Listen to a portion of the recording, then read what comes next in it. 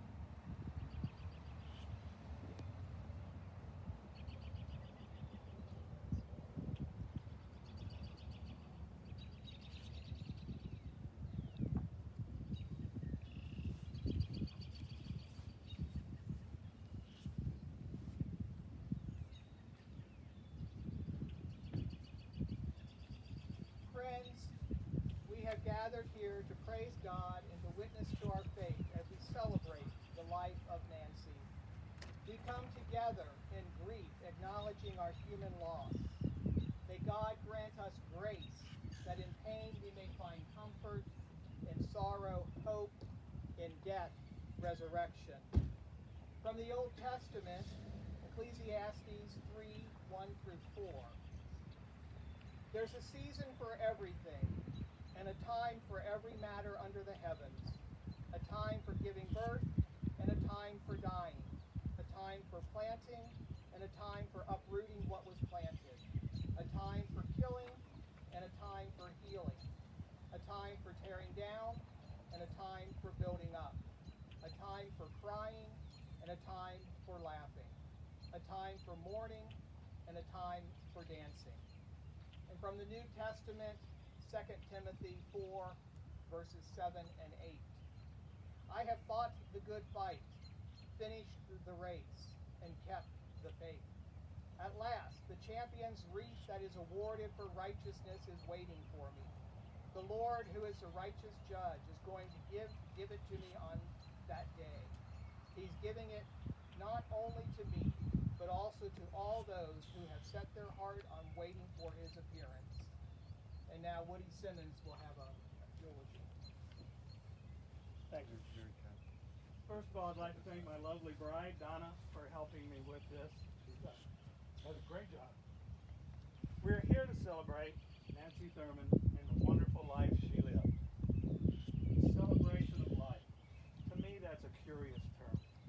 I used to think of the phrase as a nice substitute for a funeral, something that made people feel better about a difficult and arduous ceremony. However, my opinion changed the day of Chip Thurmond's celebration of life.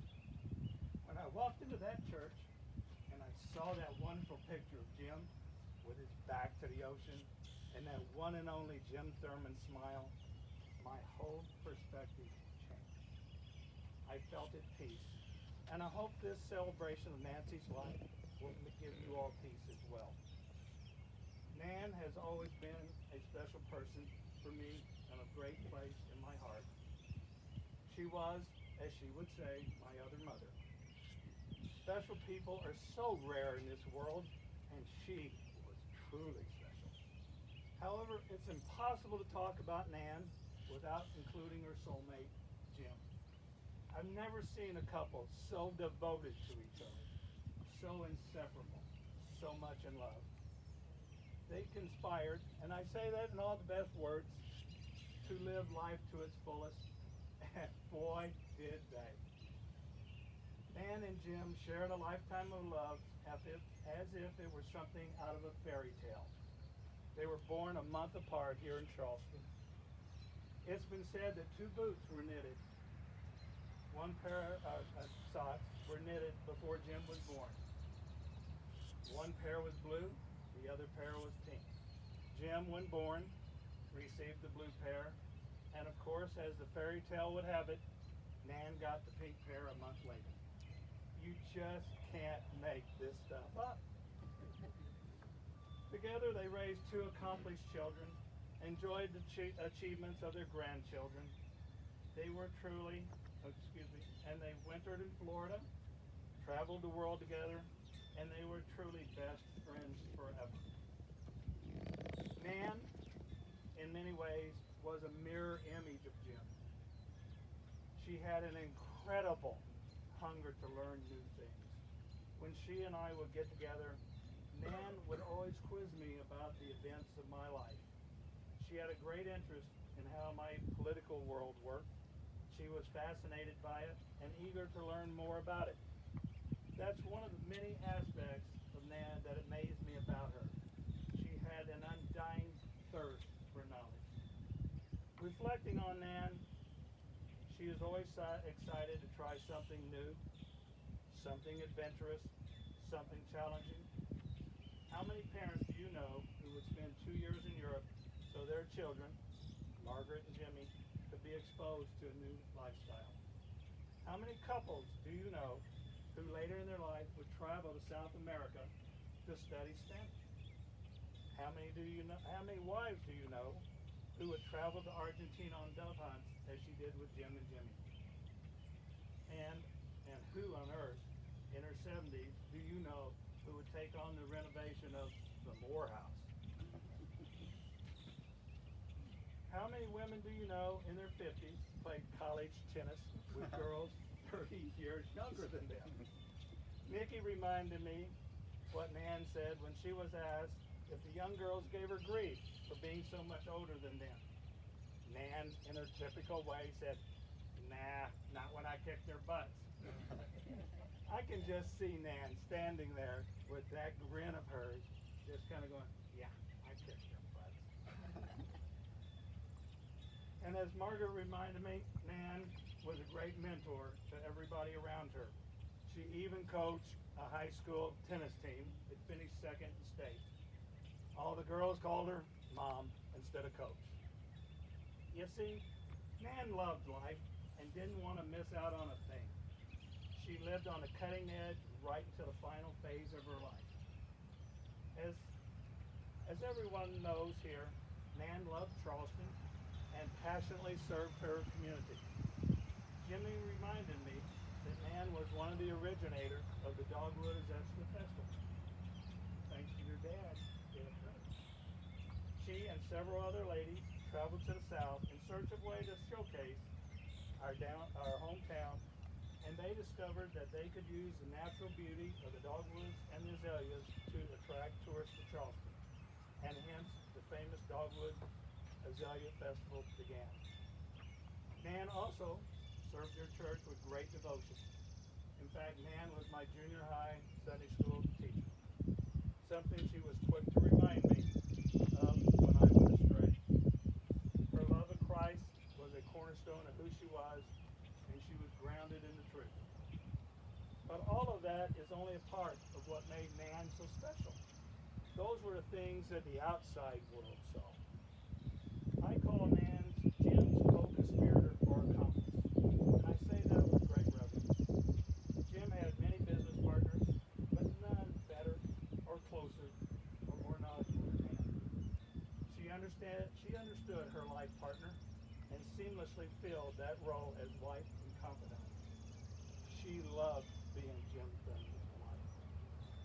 I remember fondly the times when I would visit Nan and Jim at the house.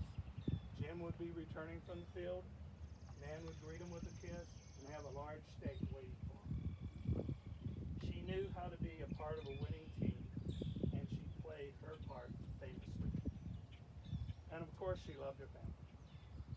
She was devoted to Margaret and Jimmy and was always bragging to me, as mothers do, about your achievements, your accomplishments, your successes, and on and on. And more importantly, she was so proud of you, how you matured into adulthood and became exceptional parents yourselves. She always knew that you all would be rock stars. And she did. I know you will miss her greatly, but also know that you could not have had a better mother and will have many, many, many fond memories of both your parents to cherish. And of course, her pride in Thomas, James, and Sarah Shelby knew no bounds. She knew from the day that you all were born that you were destined to do great things with your lives. So in conclusion, my message is for you three grandchildren. As I've mentioned several times today, your grandmother was so very special. I think we are all better people because of her. I encourage you to live like she did. Strive to learn new things, be adventurous, accept challenges, live life to its fullest, and more importantly, love one another. Think about the coming years and honor her legacy by making the world a better place, as she did. You could do nothing better in her eyes. Love you, Nan.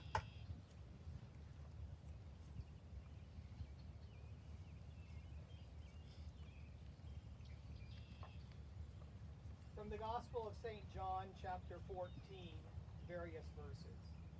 Do not let your hearts be troubled. Believe in God. Believe also in me. In my Father's house there are many dwelling places. If it were not so, would I have told you that I go to prepare a place for you? And if I go and prepare a place for you, I will come again and will take you to myself, so that where I am, there you may be also. And you know the way to the place where I'm going. I will not leave you orphaned. I am coming to you. In a little while the world will no longer see me, but you will see me. Because I live, you also will live. I have said these things to you while I am still with you. But the Advocate, the Holy Spirit, whom the Father will send in my name, will teach you everything and remind you of all that I have said to you. Peace I leave with you. My peace I give to you. I do not give to you as the world gives. Do not let your hearts be troubled, and do not let them be afraid. There are great moments in human life. Moments when new chapters open up, new avenues are taken, new experiences are met. The rites of passages are important moments when we will all be changed. Death is not fearful because through our faith we have come to know what waits. We remember that from the scripture that I just read from St. John, in which Jesus promises that he is preparing a place for all of us. When that place is prepared, he will receive us into our new home. And Nancy is already there with her fiery wit and endurance. She came out of a coma 9 years ago because the love of her life, her best friend, her husband, needed her, is what she said. She spoke with God in those moments, and he gave her that time. Now she is reunited with Jim, maybe watching some of the great golfers of the past play the best golf games ever, or maybe she's beating them. The Ecclesiastes verses that I read a bit ago is a passage of Scripture that represents the ebb and flow of life. Like the seasons of weather change, the seasons of our lives change as well. This life that we live is enhanced by these rhythmic patterns that God has given to us and set into place. This new season that Nancy is in is not a passing season as all the others. This is a permanent season, an eternal season, a season of fruit that will not yield disease, heartache, loneliness, pain, fear, or sadness. It's rather a season of life that will blossom and yield only which is good: peace, happiness, good health, joy, blessing. I'm confident that Nancy has moved into this season because today we celebrate Nancy's death and also her rebirth at the same time. She's passed from her earthly life to triumphant life eternal and immortal. And we can rest assured that she is far better off than any Neiman Marcus store that she loved. No one had to drag her body from a discount store to Neiman Marcus, as one of her dish towels says. If I die in a discount store, drag my body to Neiman Marcus. All of you will miss her. You will grieve for her, but you have your wonderful memories of her. I'm often told stories by family members about the person who has passed away, and there's always one that they say to me, "Oh, you won't want to say that one." Well, I'm not your typical pastor. I always tell that one. Well, the one that I was told I can't tell is Nancy was getting ready for her final doctor's visit. And one of her healthcare workers was getting her ready and was tired and exhausted and got her into the elevator. And on the way down, she turned to, I believe it was Nikki, and said, "She was a real ass today." And from it, I was going to change that to "but," but it just doesn't get the same feeling, I guess. And Nancy, with her finger pointing up, said, "It takes one to know one." Maybe her tea towel, another tea towel, it says, "You say I'm a bitch like it's a bad thing."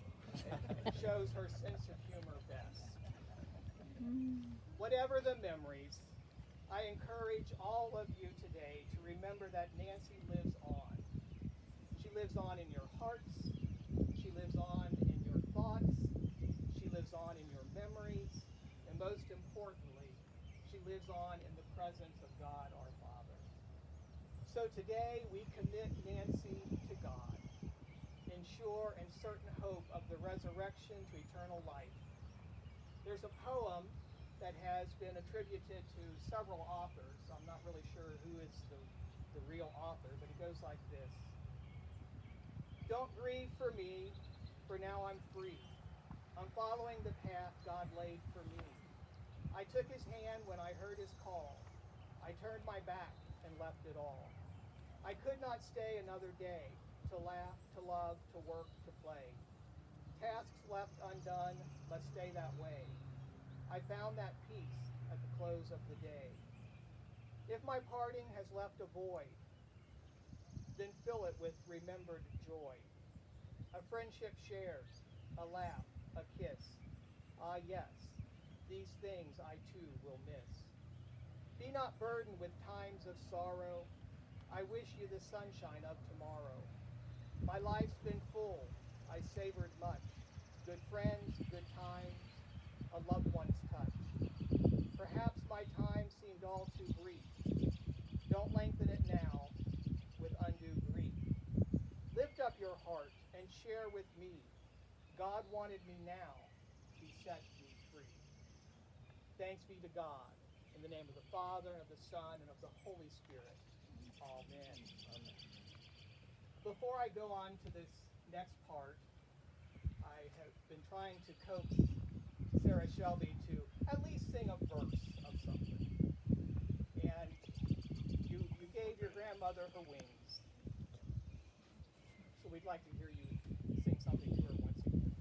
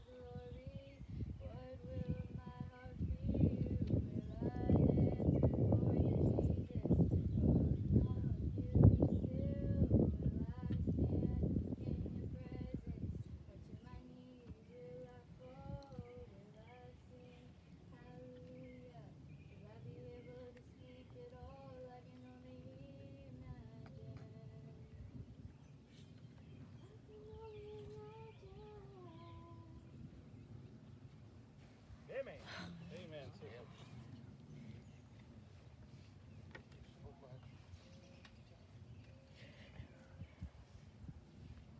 My friends, listen, I will tell you a mystery. We will not all die, but we will all be changed in a moment, in the twinkling of an eye, at the last trumpet.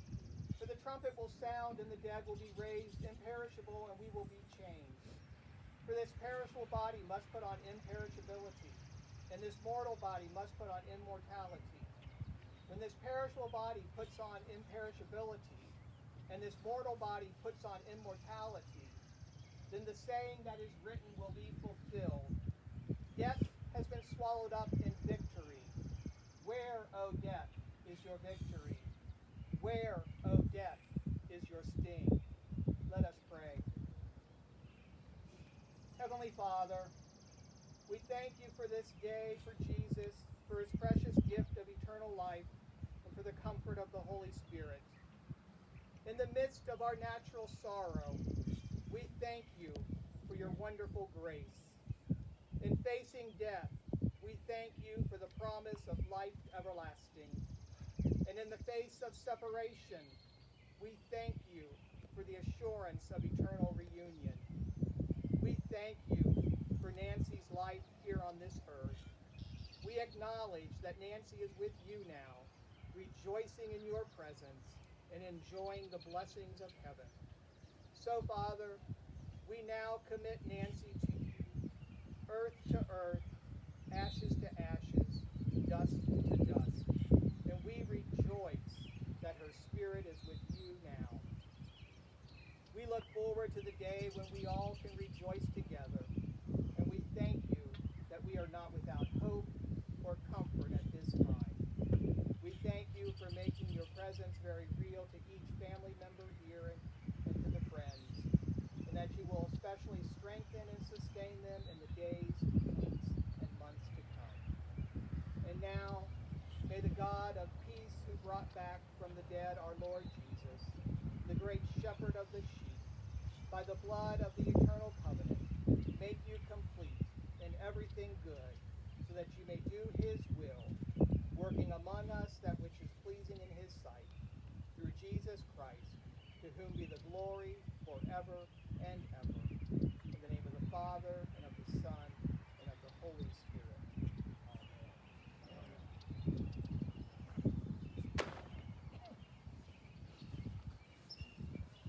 This concludes